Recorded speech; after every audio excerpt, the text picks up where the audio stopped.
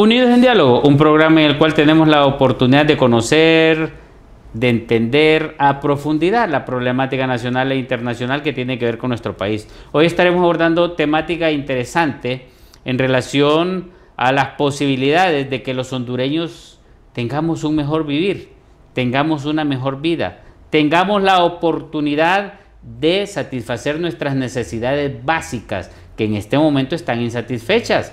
Hablando desde el empleo, hablando de alimentación, vestuario, medicina, educación, esparcimiento y diversión, que son necesidades básicas, vestuarios y otras cosas más en las cuales los hondureños tenemos muchas dificultades. Aparte, el problema, ¿por qué faltan empleos en Honduras teniendo una diversidad de oportunidades en las ciudades, en el campo, en el turismo, en industria, agroindustria, etcétera? ¿Qué nos está pasando como hondureños en este preciso momento? ¿Por qué estamos aguantando hambre? ¿Por qué tenemos necesidad de medicamentos teniendo las posibilidades y teniendo lo principal? Seres humanos trabajadores, seres humanos con una mentalidad productiva y, por supuesto, cerebros que se nos van de nuestro país. Cerebros que en lugar de estar dándole a Honduras el sitial que se merece, se tienen que ir del país no solamente porque quieren irse del país, porque no hay oportunidades en el país de que puedan desarrollar sus capacidades intelectuales. No solo Salvador Moncada, tenemos una infinidad de médicos que se van para Alemania, Canadá y otros países del mundo a estudiar y se quedan allá porque ven que al regresar a Honduras sus oportunidades son casi nulas. ¿Eso de quién es responsabilidad?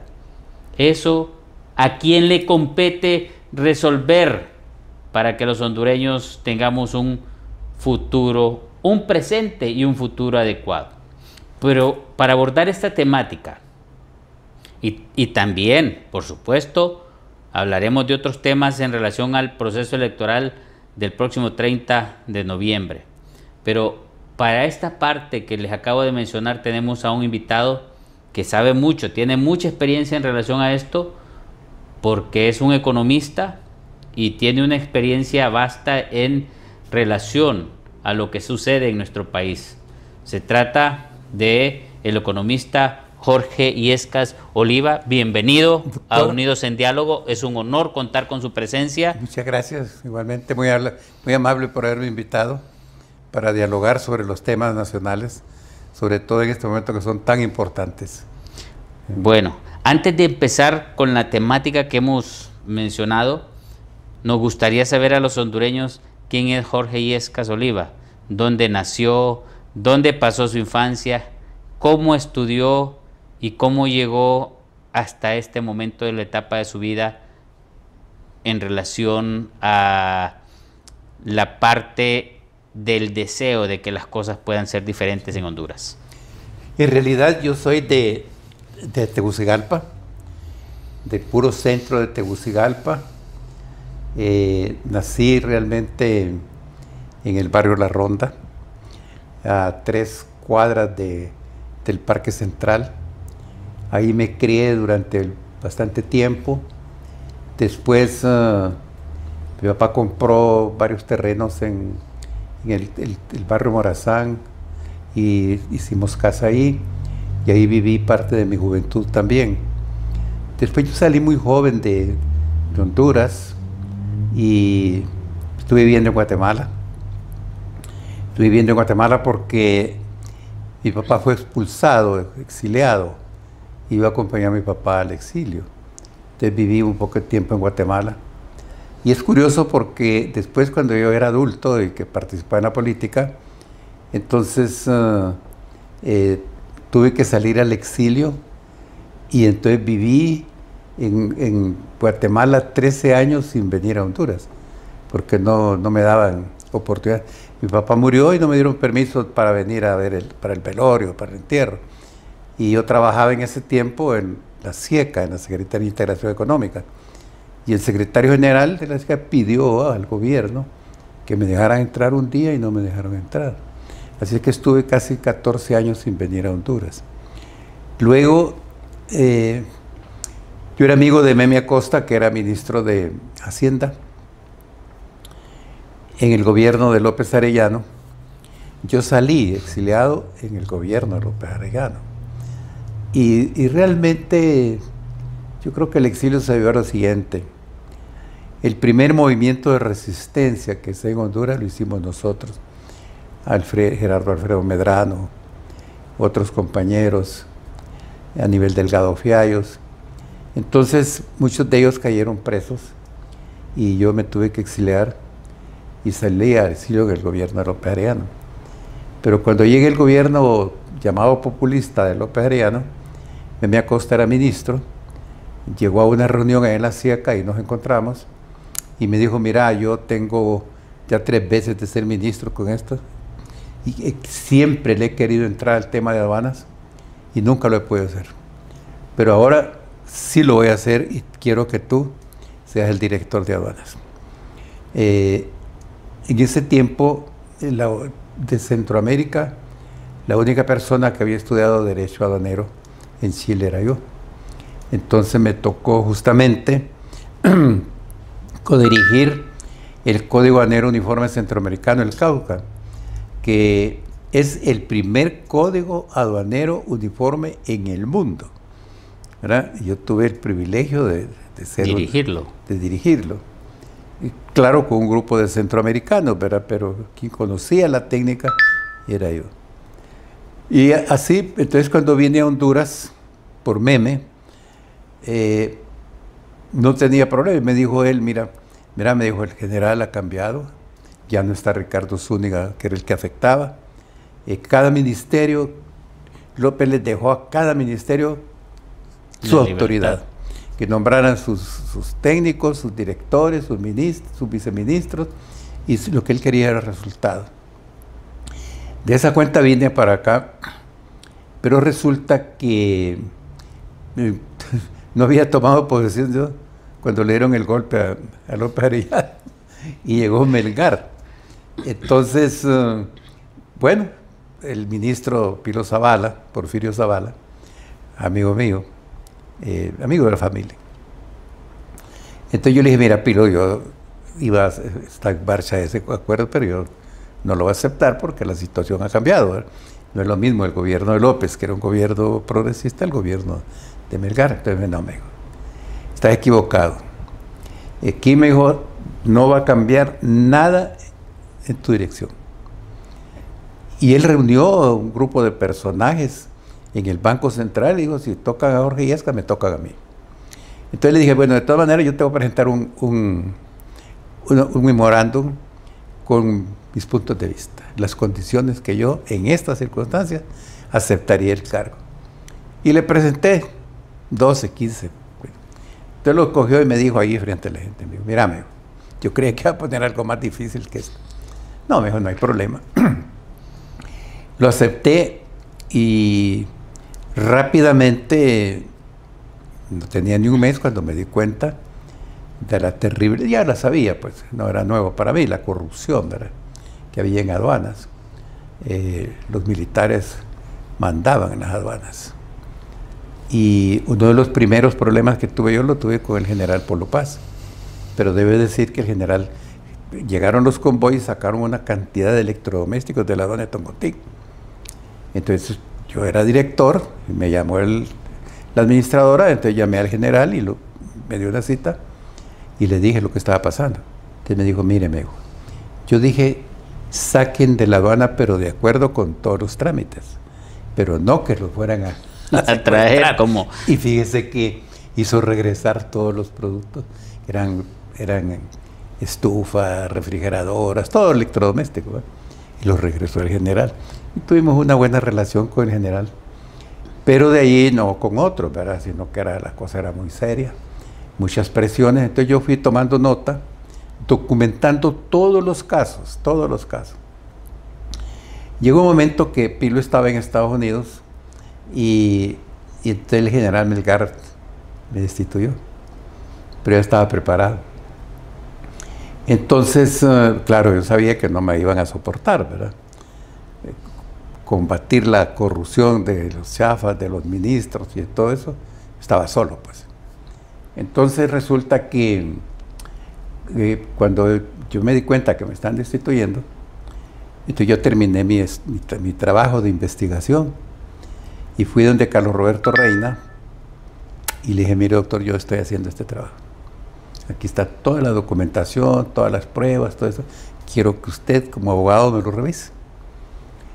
Carlos Roberto me dijo que él no miraba por dónde me podían agarrar algo falso, todo estaba documentado. Pero me fui donde Chemita Palacios, que era penalista. Entonces Chemita revisó y me dijo, sin problema. Entonces, eso fue un caso bien interesante. Entonces, Rodrigo Guón Arévalo era la figura estrella de Radio América, usted debe recordar, ¿verdad? Todo el prestigio de Rodrigo. Yo le hice llegar el trabajo a Rodrigo y previo, yo estuve en la Fuerza Aérea, algunos militares amigos míos, que querían que yo parara la denuncia. Rodrigo comenzó a anunciarlo desde las 6 de la tarde, dijo, mañana a las 6 de la mañana voy a leer el informe. Mientras tanto, yo estaba en la Fuerza Aérea y los militares me estaban ofreciendo cualquier cosa que yo quisiera, pero que suspendiera el informe. Yo no lo suspendí. Salí de ahí como a las 3, 4 de la mañana. Y de la Fuerza Aérea me perdí. No conocía dónde salir. Pero al final un soldadito que andaba ahí, le digo, mira, fíjate que voy para la... Sí, yo también voy para allá, para la carretera. Ahí salí. Y de ahí me fui y venía un comando atrás de mí. Entonces no aceleré, venía despacito, pero cuando llegué por el crédito prendario, di un viraje violento, di una vuelta, y fui a caer a la casa de Gautama Fonseca, como a las 5 de la mañana. Entonces ya le conté a Gautama lo que me había pasado. A partir de ese, y Rodrigo leyó el informe completo, ¿verdad? El diario El Día, el Cronista, todo eso lo publicaron. Pero fue un escándalo tremendo, ¿verdad? Porque ahí cayeron torres. Fue un impacto muy fuerte, muy fuerte. Entonces yo tuve que esconderme. Estuve un mes en la clandestinidad. Pero desde ahí, haciendo contacto a amigos míos en Naciones Unidas, y salí de Honduras con un pasaporte de Naciones Unidas, ¿verdad? Que es una garantía. Y algunos amigos que me acompañaron para ir al aeropuerto y salí a Costa Rica. Y en Costa Rica estuve otra vez en el exilio 9 años, ¿verdad? Pero la verdad que exilios que para mí no eran, porque inmediatamente yo iba al pasaporte de Naciones Unidas, yo ya iba con empleo de Naciones Unidas, ¿verdad? Y estuve trabajando con Naciones Unidas mucho tiempo, sin problemas, ¿verdad? Y me sirvió de manera inmensa haber vivido en Costa Rica, porque Costa Rica es un país democrático, ¿verdad? Y en ese tiempo todavía muchísimo más. Entonces Carlos Roberto Reina me dio una carta como representante del Partido Liberal ante el Partido Liberación Nacional. Y de esa cuenta yo traté a Pepe Figueres, a Rodrigo Carazo, a Daniel Oduber, y ahí estaba Guillermo Molina Chocano, sociólogo, que era el director del ZUCA, y con él tratábamos prácticamente a estos amigos, ¿verdad? Y con Daniel Oduber nos reuníamos todos los martes en un restaurante, todos los martes en un restaurante, a hablar de la política hondureña. Y estuve muy relacionado fui catedrático de la Catalina, que es de la Fundación Frío y Severi y del Partido Liberación Nacional. Ahí conocimos nosotros a los grandes líderes de América Latina. Costa Rica era la capital política de América Latina. Felipe González, toda la gente de la socialdemocracia la conocimos ahí, lo tratamos, y fue Guillermo Molina Chocano y su servidor quienes introducimos a Jorge Arturo Reina en ese mundo. Jorge no tenía ese mundo. Jorge era académico, se relaciona con los rectores, pero con ese nivel de políticos no. Lo que pasa es que Jorge era un hombre tan hábil, tan capaz, tan tratable, que inmediatamente Felipe González después lo tomó como que si era su pariente, ¿verdad? Y yo acompañé a Jorge a España, estuvimos en una reunión allá, y porque yo era una persona bastante dedicada al tema. Entonces ahí estuvimos con Jorge en España, ahí nos reunimos con Felipe González, con Willy Brandt, con todos los grandes figuras de la política internacional. Ahí tuvimos una reunión de los 5 países buscando la paz en El Salvador. Ese es un hecho bien importante, porque estaba el presidente Clinton, sí, Clinton, no me acuerdo si es Clinton o Carter. No. El que estaba Clinton no creo que era, Clinton fue más acá antes de El Salvador. Fue Carter. Carter, cuando Agapito, el guerrillero, dice que va a la batalla final, él sabía que tenía algunos contactos militares. Entonces la madre de las batallas, entonces nosotros estábamos reunidos allá. Por Nicaragua estaba, ¿cómo se llama? Arce, Bayardo Arce. Por Guatemala, Mario Solórzano. Por El Salvador, Meme Ungo. Por Honduras, Jorge y yo. Y por Costa Rica, Daniel Oduber. Entonces, se mandó la carta a Agapito y al presidente del Partido Comunista de El Salvador. Me acuerdo. Entonces, el del Partido Comunista dijo que estaba de acuerdo. ¿Cuál es la propuesta del presidente de Estados Unidos? Desintegrar completamente a la policía de Hacienda de El Salvador, que eran terribles. Shafi Handal, el del Partido Comunista. Shafi Handal. Y la mitad de las Fuerzas Armadas integrada con la mitad de los guerrilleros, ¿verdad? Y el presidente que fuera civil. Y una serie de propuestas que resultaban muy interesantes. Pero Agapito dijo que no.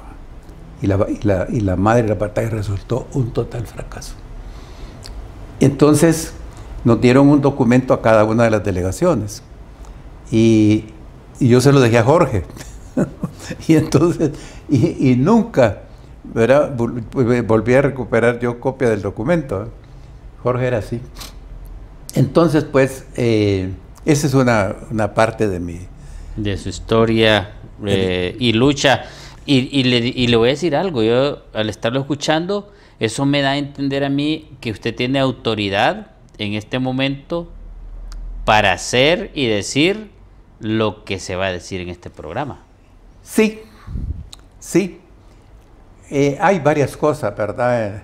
Ya en la práctica en este momento. Porque una de las cuestiones, usted me habla de corrupción. Sí. Desde hace muchos años venimos en corrupción. Le voy a contar esto. Pero seguimos en corrupción. Le voy a contar esto. Ese informe que leyó Rodrigo se conoció como el informe Illescas.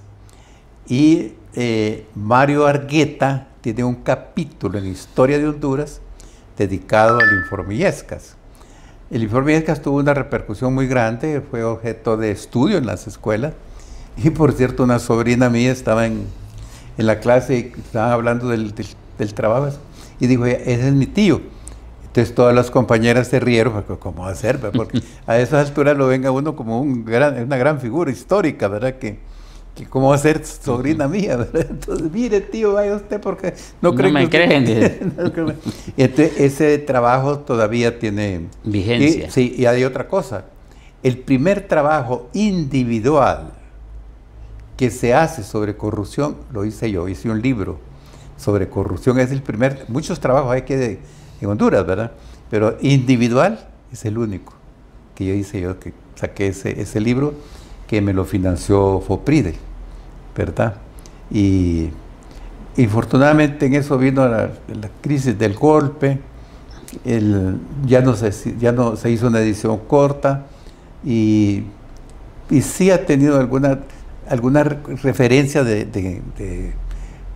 digamos, estudios que hacen alguna gente, incluso fuera en Dominicana, hay referencias a mi trabajo de una investigación que hizo allá, como referencias de libros, ¿verdad? Entonces, eso también, sí he dedicado mucho tiempo al combate de la corrupción, bastante tiempo, ¿verdad?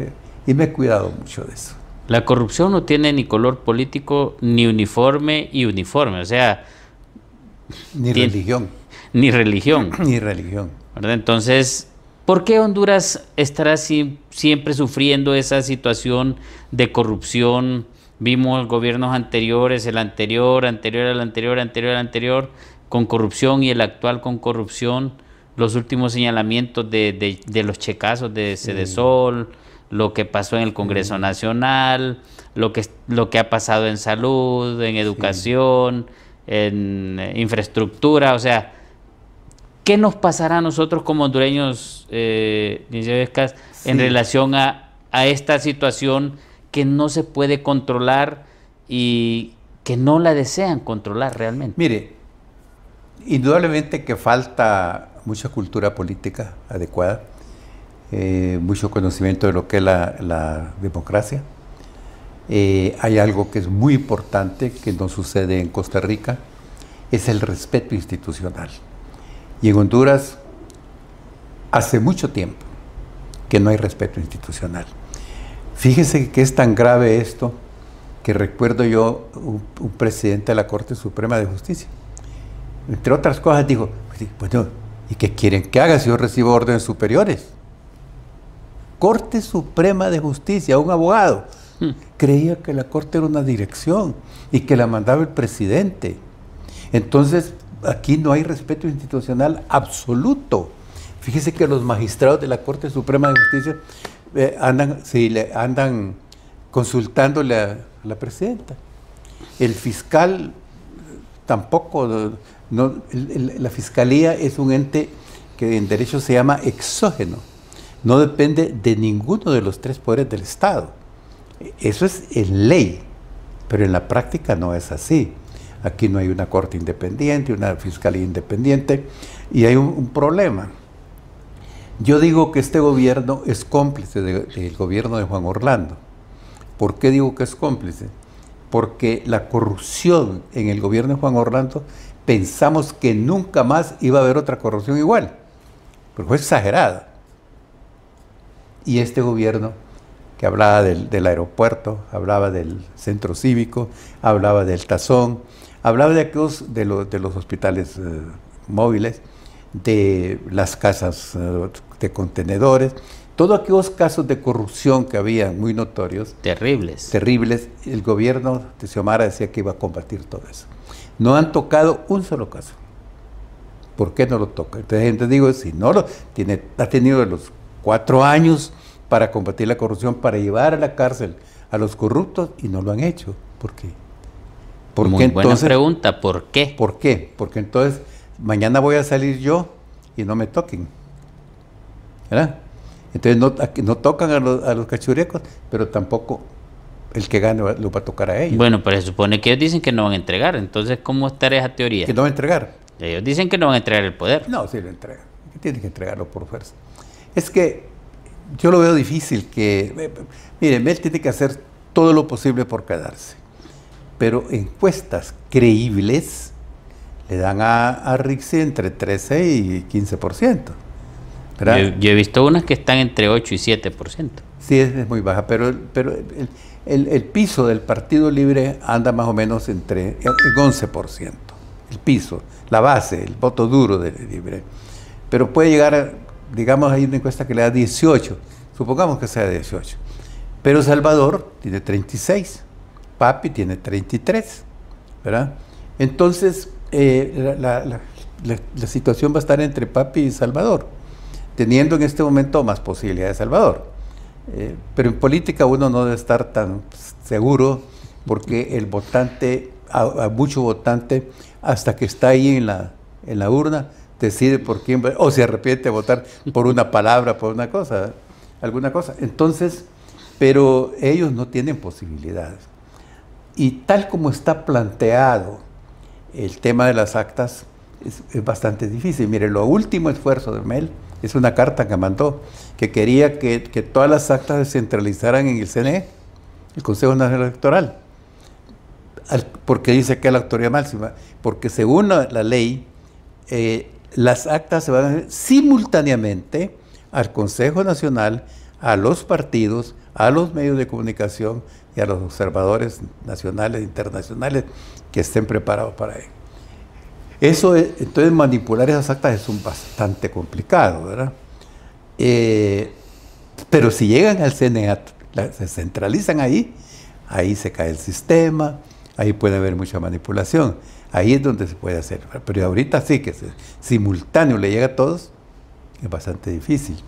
Yo hace un rato hablaba con un amigo que estamos haciendo un trabajo, un análisis justamente sobre la situación política, y le decía que yo no me atrevo a decir que no hay fraude o que hay fraude, porque yo no soy experto en eso, ¿verdad? Pero mañana sí me voy a reunir con un amigo que está estudiando el tema y que conoce el tema. Entonces, porque es un tema tecnológico bastante sofisticado, ¿verdad? Eso yo no lo conozco. Entonces, pero creo yo que por lo que he visto, por lo que conozco, no es tan fácil que hagan un fraude. Bueno, se menciona que tienen unas máquinas que trajeron de Venezuela y que están en Tegucigalpa, en un búnker. En un hotel. Y en otras en San Pedro Sula, y que los técnicos están en X, Y, Z hoteles, y otros en los pisos del complejo administrativo. Hay técnicos que son altamente calificados y saben hacer los fraudes. Venezolanos, cubanos, españoles, mexicanos, esos no hay ninguna duda. Que son los que tienen apoyo directo con este gobierno. Sí. Pues no, anda con ellos, vienen decididamente a apoyarme él. Y esos son los expertos en fraude. Por eso es que estaba pidiéndome en la última hora que todas las actas fueran al CNE, porque ahí es donde más fácil se puede hacer el fraude, ¿verdad? Por eso le digo que yo, como no soy experto en eso, no puedo garantizar que va a haber fraude, pero tampoco puedo garantizar que no va a haber. Entonces tengo que hablar con gente que sabe, que está manejando el tema. He hablado con algunos técnicos que están en el CNE, que son del Partido Liberal, y ellos me garantizan a mí que es bastante difícil, ¿verdad? Pero tengo que hablar con otras personas para saber, tener un poquito más de información al respecto. Aunque él en una declaración medio público una vez dijo que él había ganado con fraude.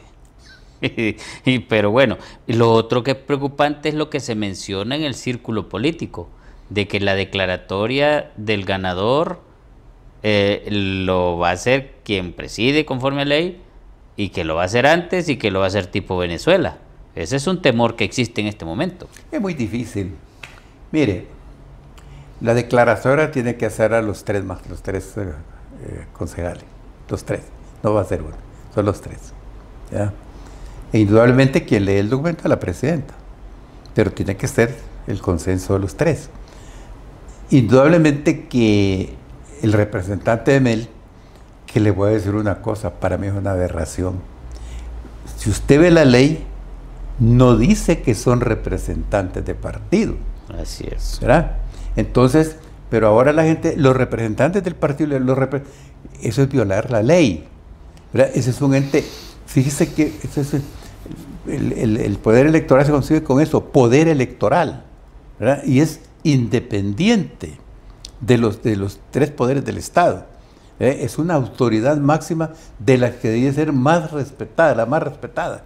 Y los partidos no deberían de ser los dueños de cada uno de los magistrados, ¿verdad? Pero aquí se menciona que fulano es de tal, fulano es de tal y sultán es de tal. Y entonces ahí están violando la ley.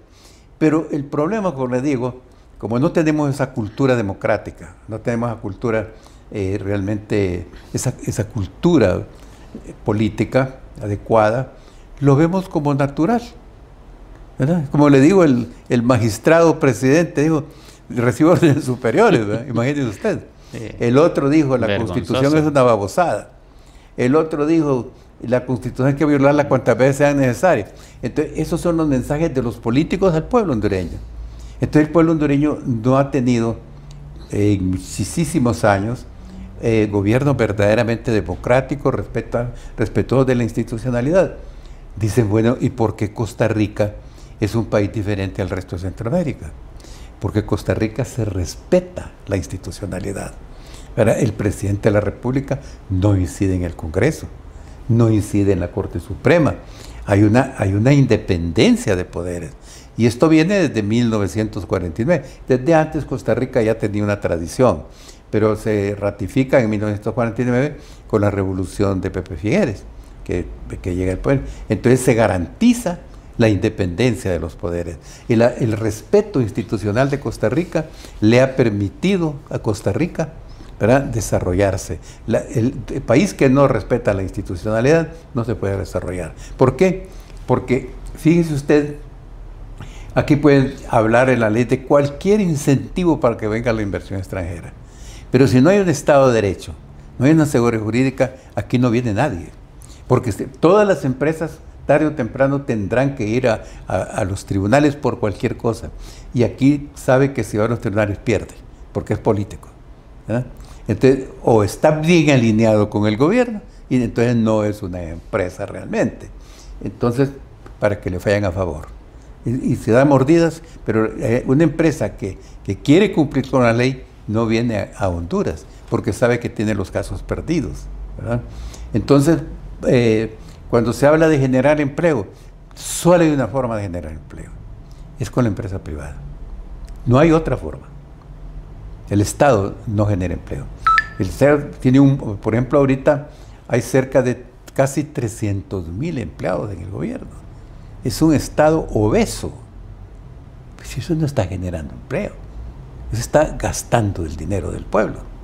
Entonces, para generar empleo usted tiene que desarrollar el sector privado. Y no va a venir sector privado. No hay otra manera de generar empleo, ¿verdad? Y luego, pues indudablemente, también hay otros factores que Costa Rica tiene. Seguro social. El seguro social, 98% de la población costarricense asegurada. ¿Ya? Educación, tiene las mejores universidades, los mejores colegios. Entonces tiene un pueblo suficientemente educado, capacitado, ¿verdad? Honduras no lo tiene. Nosotros tenemos una educación para el pasado y para un pasado muy remoto.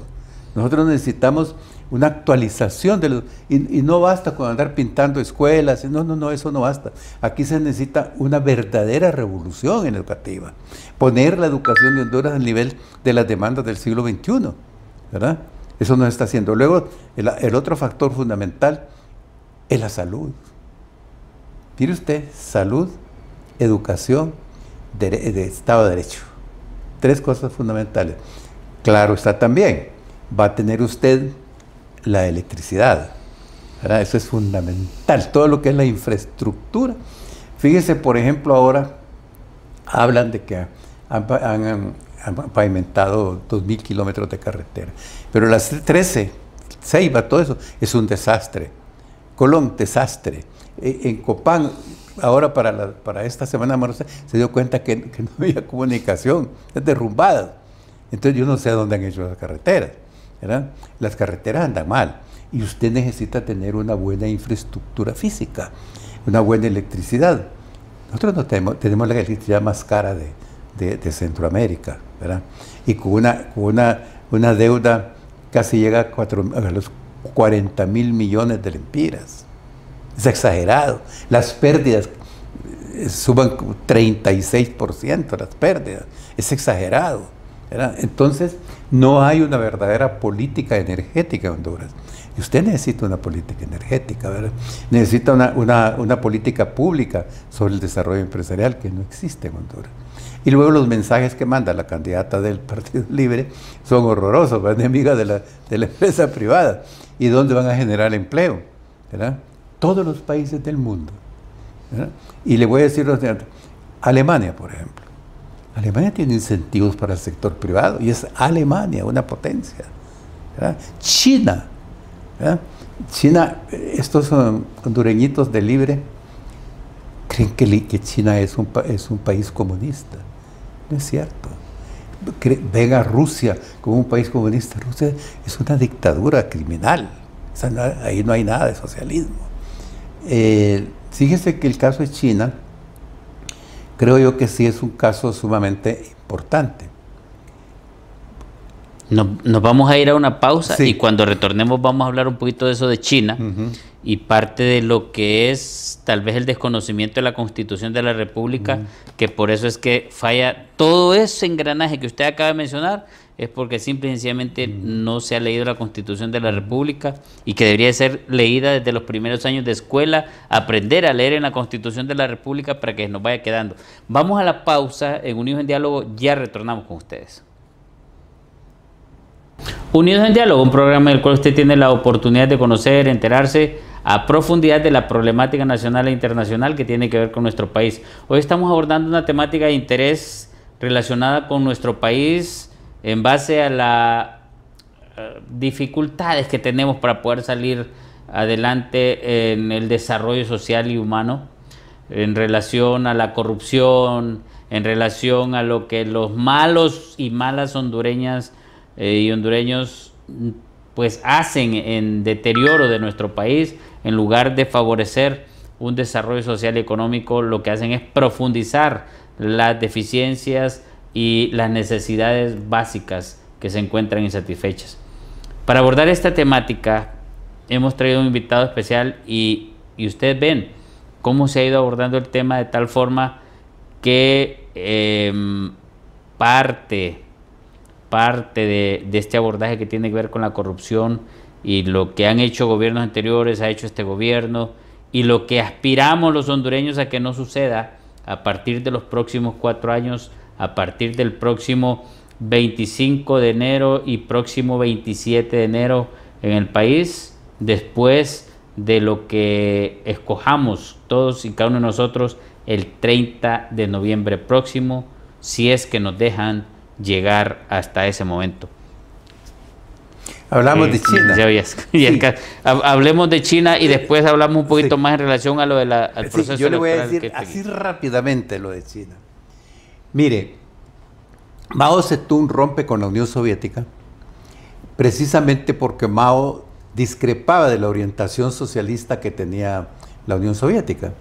Esa coyuntura la aprovechó Kirchner y inventó un juego del ping-pong, le decía la diplomacia del ping-pong, pero de ahí llegó Nixon a China y resulta que Mao desata lo que le llamaban la revolución cultural. Fue un desastre aquello, el gran salto adelante, ¿verdad? Pero fue un desastre.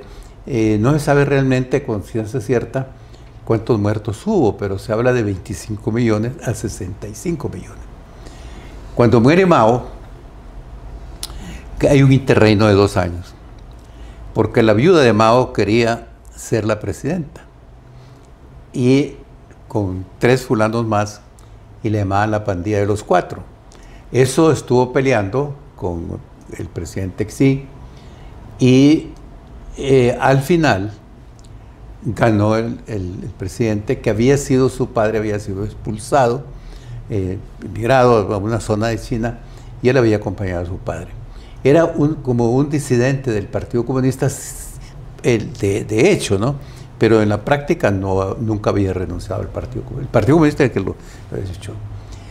Cuando él llega a la presidencia china, se da cuenta que China es un país rural atrasado, súper atrasado. Entonces, él inventa 4 zonas, como las sedes aquí en Honduras, 4 sedes fundamentales, como un zonas de desarrollo. Sí. Las dichosas zonas de desarrollo. De desarrollo, correcto. Entonces, ahí comienza el desarrollo de China. Y hay una cosa curiosa. ¿Qué es lo que hace el presidente Xi? Se apoya en la escuela austriaca, que es una escuela liberal, ¿ya? Friedman, el famoso autor del neoliberalismo, se da cuenta que en China está pasando algo.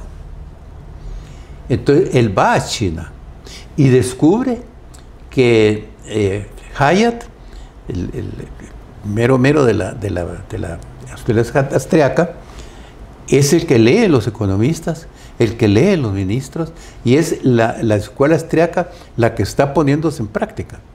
Pero se da cuenta también que ya lo están leyendo a él, a Friedman, ¿verdad? Y entonces hacen una combinación desde la escuela austríaca con Friedman también, ¿verdad? Y comienza un desarrollo capitalista, ¿verdad? En China, y hoy China, claro, es un capitalismo que también tiene indudablemente una marca china, ¿verdad?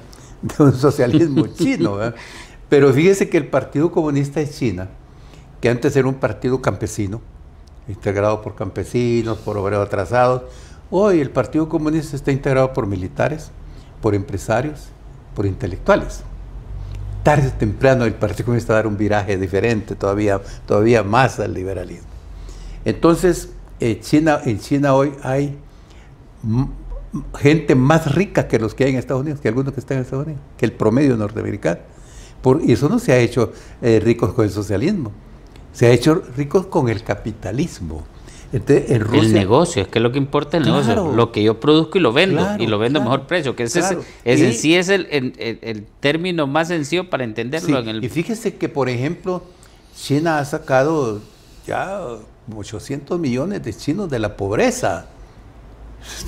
China está sacando a la gente de la pobreza, y eso no lo está sacando con empleos públicos, es con desarrollo capitalista, porque lo que tiene China es un desarrollo capitalista, y donde las figuras son Hayek y Friedman, ¿verdad? Y aquí tienen a Friedman como el demonio, el neoliberalismo. Entonces depende a dónde se aplique, cómo se aplique. ¿Y cómo ve usted, por ejemplo, eso, hablando de China, esa invasión china que hay en Honduras, en el buen sentido de la palabra, para que no se ofendan, en el sentido de que ya no hay tiendas árabes en Comayagüela ni en Tegucigalpa, las tiendas ahora son chinas. Sí. Cambiamos de tiendas árabes a tiendas chinas. Mire. Y usted encuentra cualquier, como dicen, achinería, de la más barata, y una competencia terrible. ¿Cómo le ve como economista usted a eso al país en el futuro? Quiero señalar lo siguiente.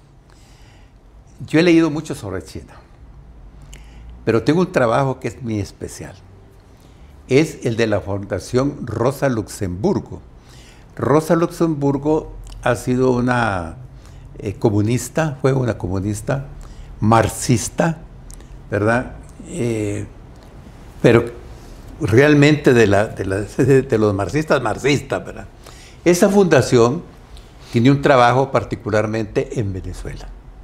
Entonces, Maduro y Chávez le entregaron a los chinos todo lo que se llama el Anillo del Orinoco, que son 114.000 kilómetros cuadrados. Ahí hay petróleo, oro, tiene tierras raras, tiene todos los materiales que usted se imagina.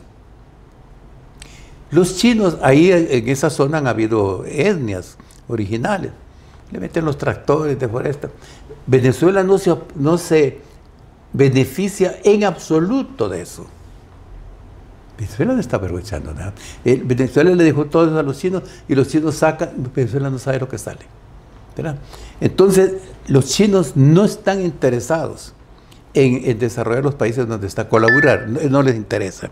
Entonces, usted ve en el Perú, hicieron ¿cómo se llama? Un puerto gigantesco de los chinos. En África, ellos financian, por ejemplo, algunas obras, puertos, carreteras. Cuando los países no tienen, se quedan con ellos. Entonces, China no es que vea a los países para contribuir con el desarrollo. En el caso de Costa Rica, se habían comprometido a crear 8 carriles, 4 ida y 4 regreso de San José a Limón. Tienen 17 años de estar en eso y solo han hecho uno. Entonces, el presidente Chávez le ha reclamado. El comercio exterior de Costa Rica, antes del tratado, era 105 millones para China y 1.000 que tenían los chinos. Hoy tiene China más o menos 5.000 millones para Costa Rica y los ticos no pueden pasar de los 150 millones, ¿verdad? Porque los chinos no lo permiten.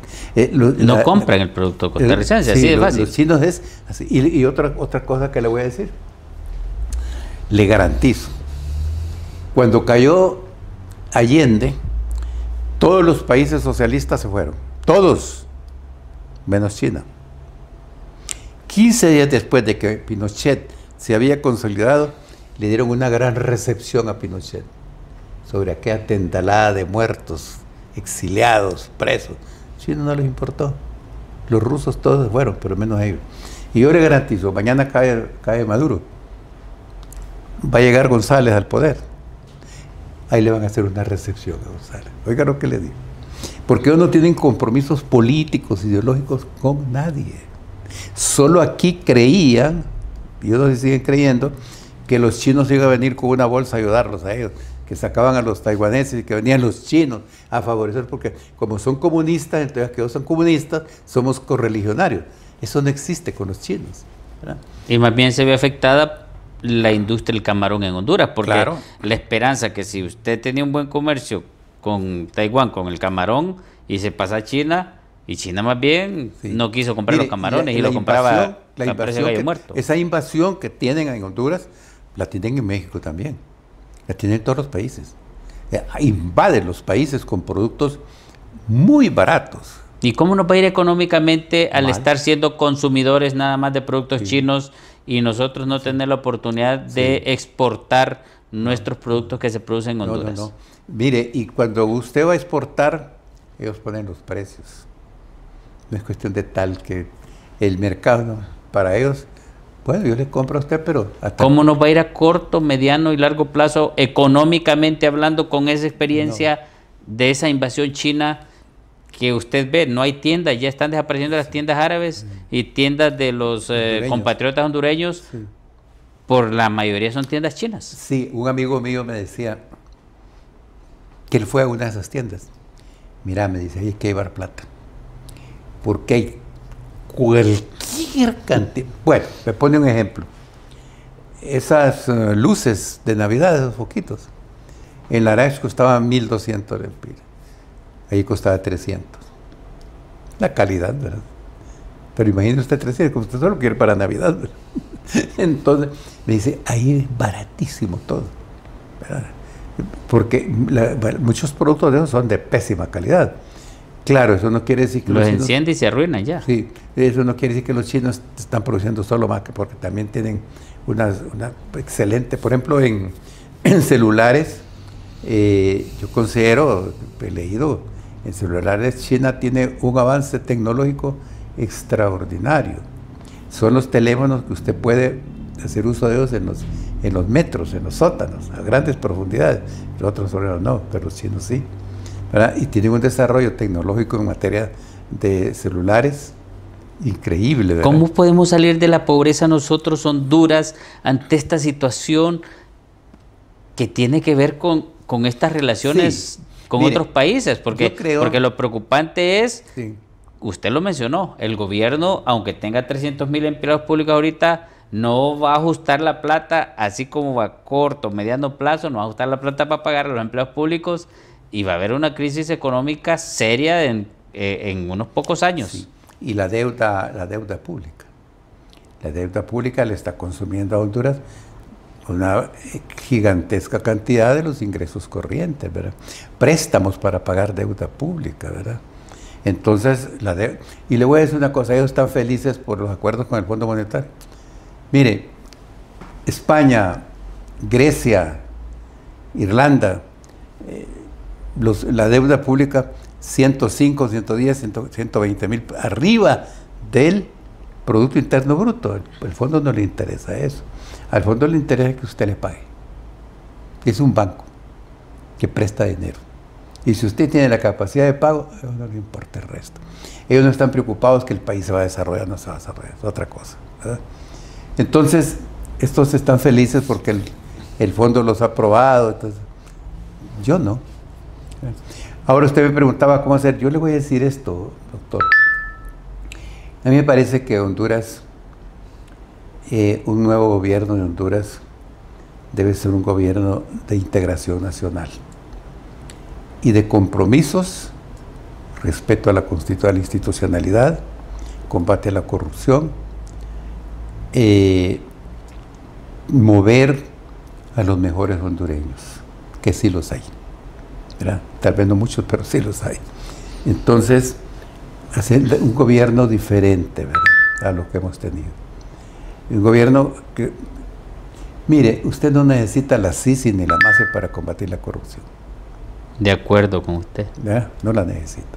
Si que usted, se exige por lo que nadie ha respetado la ley. Claro. Si aquí se cumple con la ley, que respeta usted la institucionalidad, no la necesito. ¿Verdad? Pero por eso cuando le dije al principio, estos son cómplices de Juan Orlando, porque no han combatido la corrupción de Juan Orlando, teniendo todos los elementos a su favor, y no lo han hecho. ¿Por qué? Porque si salimos mañana nosotros y llegan estos, hay acuerdos de mutuos, de no afectarse mutuamente. Esa es la realidad. ¿Cree que pueda pasar lo de Bolivia en Honduras? Después de 20 años de estar gobernando el Partido Socialista, no quedó ningún representante del Congreso Nacional. ¿Podrá pasar lo mismo en Honduras? No tanto, pero yo creo que el Partido Libre sacó 40 diputados, creo, no me recuerdo bien. 40, no, menos. Pero en esta oportunidad no creo yo que llegue a tantos diputados. Bueno, eso me preocupa porque entonces usted cree que los que estaban en Libre, que en su mayoría son liberales, supongo yo que están retornando al Partido Liberal, porque he visto varios que han retornado al Partido Liberal, significa que entonces el Libre va a tener, porque Libre fue un apéndice del Partido Liberal. Sí. Entonces, si nosotros creemos que la mayoría de liberales retornan a su casa, entonces la presencia de Libre va a ser esa, porque Libre sacó los votos por el Partido Liberal, por los de Salvador Narrala. Dicen que el Partido Nacional unos 200,000 votaron por Libre. Menos.